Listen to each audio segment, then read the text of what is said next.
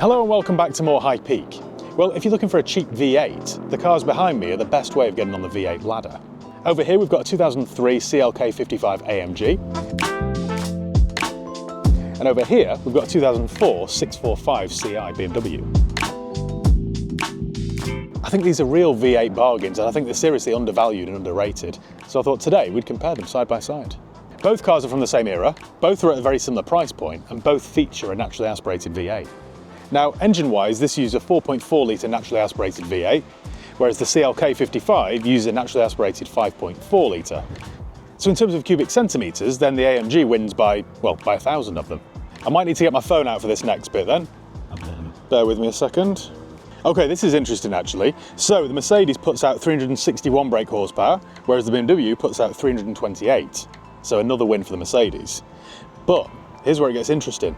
The 0 to 60 time, or the 0 to 62 time of the BMW is 5.6 seconds. If we compare that to the AMG, then the 0 to 62 time of this is 5.2. So there's barely anything in it. In the real world, they're both about the same.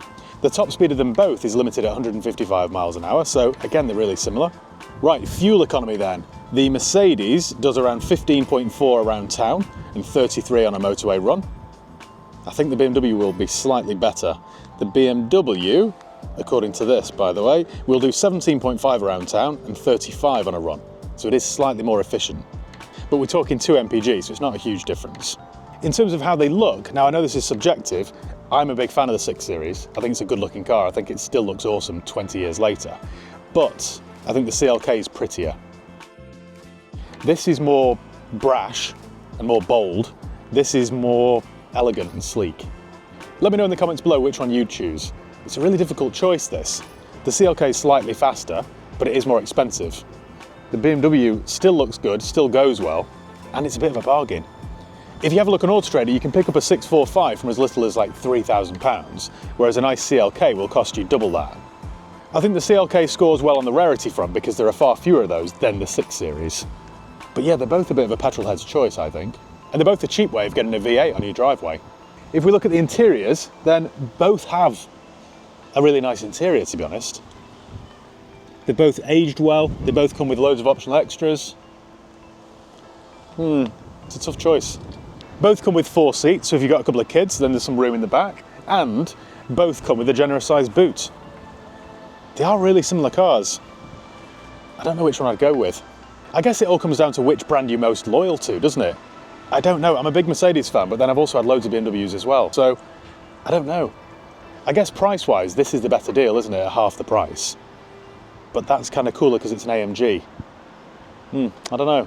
If we look at the cost when they were new, the 645 will have cost you around £54,000, whereas the CLK55 would have set you back close to 60. Now, with a few options on that, you would have got close to that price, whereas the CLK came with a few more options as standard. So again, they're kind of neck and neck, aren't they? I suppose the BMW would win if you're playing a game of, which one's depreciated the most. But yeah, they are really similar. Right then, I think before we take them for a quick drive, we need to listen to them, don't we? We need to hear how they sound. That's the whole point of buying a V8, isn't it really? You want them to sound good. So I think we'll start off with the CLK.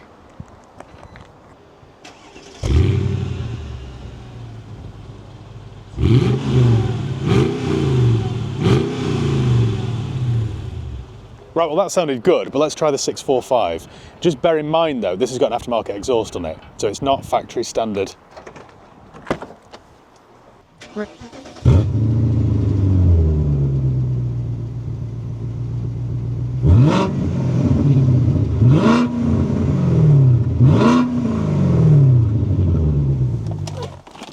well that concludes the sound test, and there is one very obvious clear winner.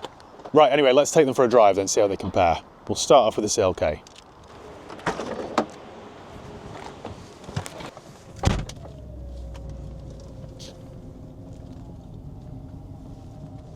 Straight away then, this feels nice and luxurious. Seats are nice and soft, but they're also nice and supportive. Steering wheel feels nice.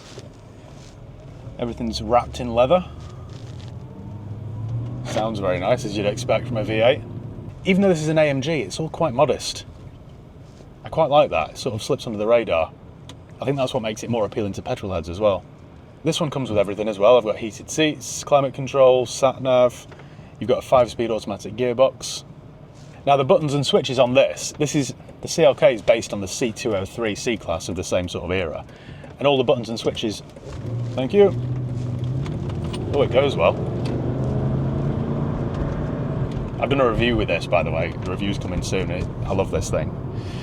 Anyway, what was I saying? Yeah, the buttons and switches, all the buttons are all kind of shiny black plastic. They all look a little bit Fisher Price, but apart from that, I mean, they all still work. It rides nicely, it's nice and comfortable. The steering wheel's well weighted, got that sort of old-fashioned hydraulic feel to it.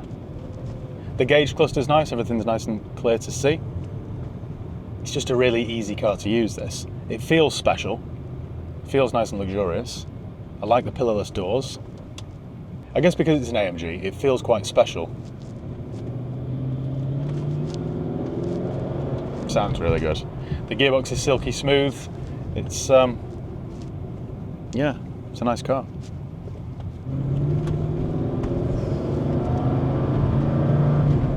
I really want one of these, actually. Right, we'll do a little speed bump test.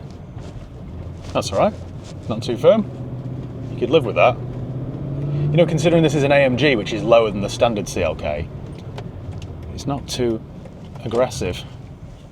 Although the 209 CLK came out in 2002, which is the similar sort of era to the 6 Series, the 6 Series came out in late 2003, this does feel like you're in a late 90s car. Now, I guess that's because it's based on the 203C class, which of course did come out in 99, 2000, I think. So all these buttons and switches and stuff do look a bit late 90s. This feels a bit more traditional. That's not a bad thing, by the way. I think now they're both old cars. It doesn't really matter. At the time, though, this must have felt a little bit older and old-fashioned compared to the 6 Series. Yeah, I think the CLK55 is a really underrated, undervalued car. Anyway, let's go and try the 645 and see how that compares. This video is sponsored by Car Vertical. Don't forget to use my promo code HIGHPEAK for 20% off each and every check that you do. Now, before you hand over any cash for a used car or motorbike, it's really important that you do a thorough vehicle history check. Otherwise, you just don't know what you're buying. A car might look okay on the face of it, but until you do a thorough vehicle history check, you really don't know what's lurking beneath. I've been using Car Vertical now for years, and every single car you can see on the forecourt, I've checked using Car Vertical. All you do is head over to carvertical.com and type in the reg or the VIN, and then it produces a very detailed report. So it tells you whether it's ever been stolen, written off, had a mileage rollback, or has outstanding finance on it. In addition to that, it shows you the MOT history, the ownership changes, the spec of the car, the average market value, and a whole lot more. It doesn't just work in the UK either, it works in 35 different countries. So before you complete your purchase of your car or motorcycle, make sure you do a thorough vehicle history check first using Car Vertical. If you use my promo code HIGHPEAK, that's HIGHPEAK all one word, HIGHPEAK, you'll save yourself 20% off each and every check that you do. Or alternatively, click the link below in the video description. Right, enough of that. Right, well that's the CLK55. Let's try the 6 Series.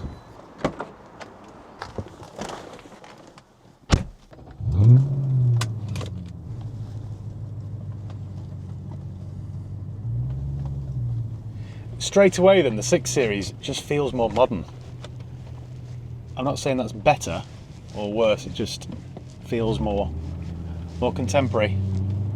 The interior doesn't feel as luxurious, but it's definitely more up to date, which is mad really, because there's only a year difference with these two cars. In this one, you've still got the same sort of nice features you got in the CLK. So you've got climate control, heated seats, you've got a nice sunroof in this one that the CLK didn't have. You've got an electronic steering wheel column adjuster there. I much prefer the design of this interior. Everything's integrated nicely. So for example, you've got the iDrive system here with the screen, which you can control down here with this rotary dial. It doesn't look like an afterthought like the CLK. BMW have just gone with a more simple, sleek design with less buttons. It's less fussy. And as a result, it's a much nicer interior. I also prefer the gear selector on this. Now this sounds very Alan Partridge, but it's much smoother.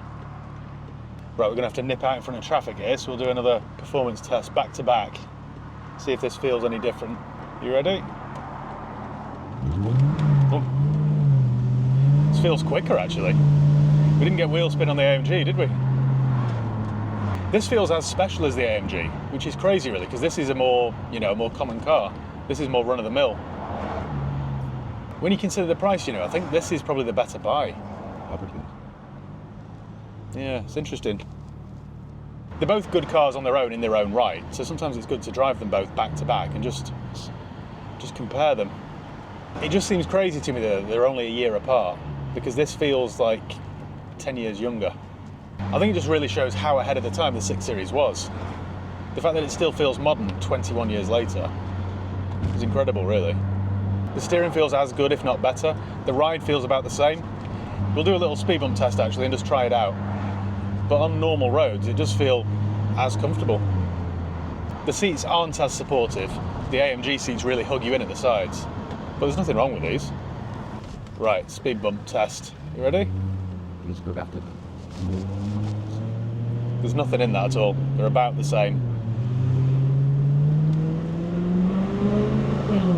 I think this sounds a little bit better, but in fairness, this has got an aftermarket exhaust system. But then the other one's an AMG. I don't know. I'm glad I haven't got to make a decision. I just get to enjoy them both today. I would say the 6-speed gearbox on this is slightly smoother than the 5-speed on the Merc. Right, well I think I've had enough fun with these two. I've still got plenty of work to do today, so I must crack on. We'll go back to work now and we'll try and do a little summary of them both. But yeah, let me know which one you choose. And this is the second one of these little quick top trump style segments we've done. So if you'd like to see more of these, then let me know. I quite like filming them, to be honest, because it gives me a chance to film two similar cars back to back and try and provide you with some information, or, you know. For example, if you're looking to get your first V8 before you're pushed into an EV, this is the cheapest way of doing it. And hopefully this little side-by-side comparison is useful to you.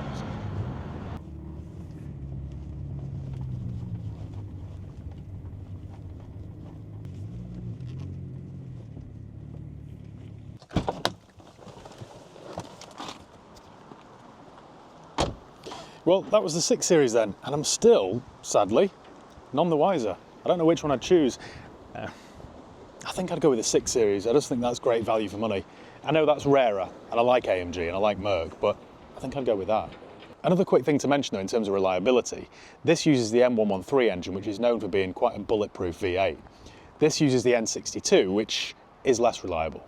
They're not terribly unreliable, but they do suffer with oil leaks and stuff. So if reliability is the most important thing to you, and to be honest, if you're looking for a cheap V8 coupe, it probably isn't, you might want to consider the M113.